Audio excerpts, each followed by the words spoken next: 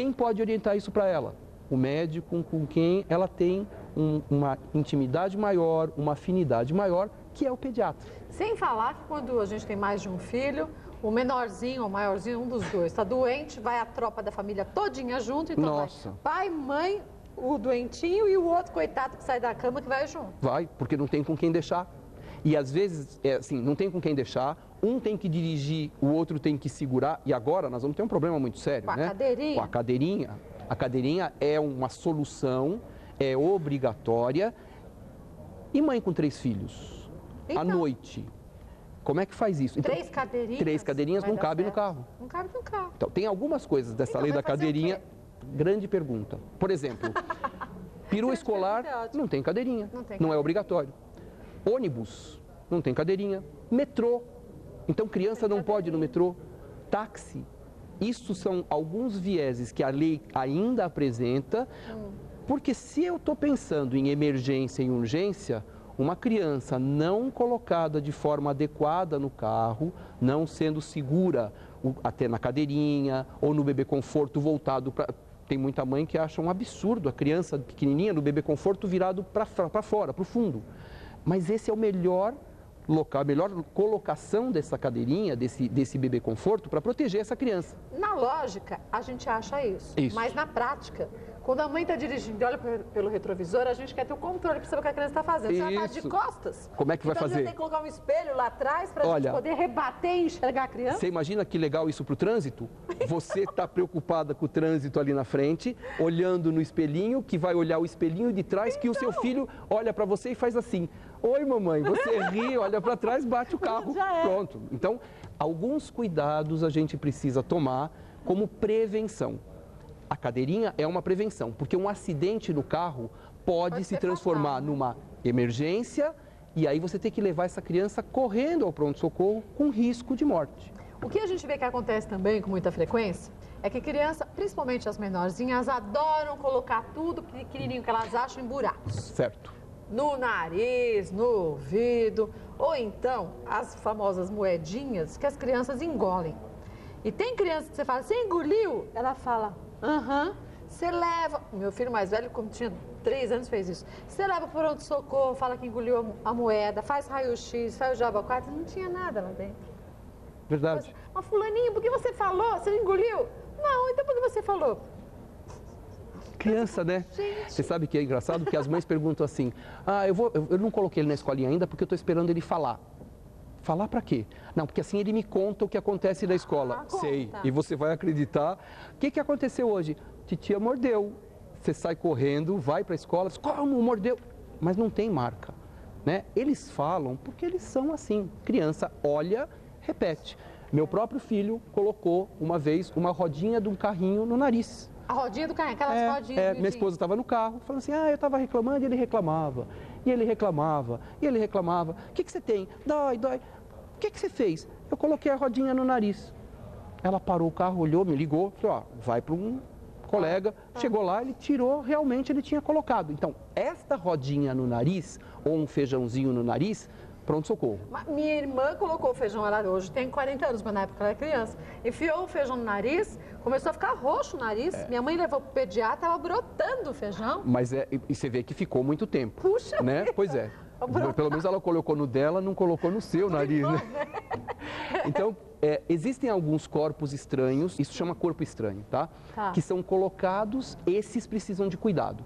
Pronto-socorro, engoliu uma moeda. A moeda é redonda, a moeda já passou. O que dá para fazer? Com calma, liga para o pediatra vai orientar um raio-x, um ultrassom, Mas alguma você coisa. sai correndo de madrugada. Pode ligar para o pediatra de madrugada, pode entrar em contato com o consultório do pediatra, ele vai orientar a orientação do pronto atendimento, onde ele vai encontrar outros pediatras. Só que pediatras que estão mais focados e especializados na urgência e na emergência. Uma dúvida chegou aqui da Raquel, olha, tem uma neném que completou 6 meses ontem e passou o dia todo golfando muito, inclusive pelo nariz, várias vezes, muito irritada e chorosa. Se continuar assim, devo levá-la ao pronto-socorro? E como saber se são vômitos? Isso, deve levar ao médico, ao pediatra, Não entrar ao em pronto-socorro. contato com o pediatra. Tá. O que é vômito? Diferença de vômito e do refluxo ou do regurgitar. O vômito ele vem com ânsia, com náusea. Então o vômito é assim, a criança vomita, e enquanto ela não esvaziar o estômago, ela não para. Aí você dá alguma coisa para ela tomar, ela está com reflexo do vômito ainda, ela vomita, ela precisa parar de vomitar. Se ela não parar de vomitar, ela corre o risco de desidratação. Desidratação é uma urgência que pode se transformar numa emergência dependendo do grau da desidratação. O que acontece? Se ela ligar para o pediatra vai fazer algumas orientações, orientar uma medicação via oral às vezes, falar, ó, toma esse remédio. Continuou vomitando? Pronto-socorro. Por quê? Tem que avaliar o estado de hidratação para saber se precisa tomar um soro só oral ou se precisa de repente fazer uma hidratação na veia. Precisa internar para repor o líquido que ela perdeu. Neste caso, 6 meses de idade, você pode estar diante de uma série de questões. Você pode estar diante de um refluxo que começou a aparecer, de uma coisa que essa criança comeu e fez mal, de uma criança que está até entrando num quadro cirúrgico agudo. Como é que eu vou saber? Aí você vai me passar alguns itens, eu vou te dar uma orientação, me liga daqui a 5 minutos. Não resolveu? Pronto-socorro. Sempre contato com o pediatra vai direcionar a vida melhor dessa mãe e dessa criança. E a ingestão de algum produto? Muito cuidado, e também, sempre tem que entrar em contato. Por exemplo, tudo que a gente ingere, que ingere e que fez mal, o ideal é pôr para fora, se for a seguir. Mas e aquilo que queima na saída, na entrada? Se você vomitar, vai queimar na saída. Então, você não pode fazer vomitar a criança que ingere coisas cáusticas. Pronto-socorro imediato, nessas situações. Aí vamos diferente um pouquinho. Na situação de emergência, onde ocorre risco de morte, primeiro para o pronto-socorro, acudir essa criança, depois entra em contato com o pediatra. Porque o acompanhamento dessa situação... Isso em emergência. Em emergência. Onde você tem isso. Por isso que é importante esse diferencial de urgência e emergência. Emergência, risco de morte igual a pronto-socorro. A criança está numa crise de bronquite, que foi esse clima, foi, aliás, a grande busca por conta dessa umidade de ar que a gente teve na semana passada e retrasada. Né? 12%, sendo que clima de deserto tem 10%. Estávamos quase em clima de deserto. Quem sofre com isso? Quem tem problema respiratório. Clima seco impede dispersão de poluente, os vírus e as bactérias ficam mais no ar, a umidade não derruba elas para o chão. Mas até a gente já fica cansado, com o corpo dolorido, quem dirá a criança?